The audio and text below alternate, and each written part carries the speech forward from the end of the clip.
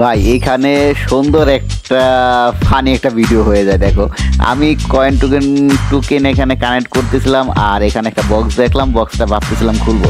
তো এর ভিতরে মাঝখানে দেখি যে এনিমি দুইটা গাড়ির ভিতরে বসছে। তো দেখে আমি একটা ফায়ার করছি, তো ভাবি না এখানে দুইটা, তো একটা ডাউন করতে গিয়ে আরেকটা ডাউন হয়ে গেছে, যেটা আমি দেখে তো পুরোই অবাক যে কাহিনীটা হলে কি ঘটলো নাকি।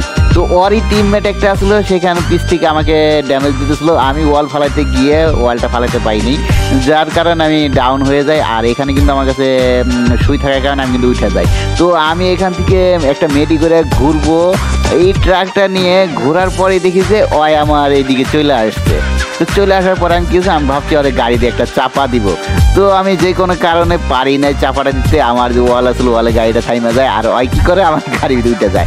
তো আমি ভাবলাম আমার কাছে যেহেতু মেডি আছে, যেহেতু আমি ঝুন পোস্ট দিতেছিলাম, তো ভাবলাম ওরা আমি ঝুনের ভিতরে নিয়ে যাবো।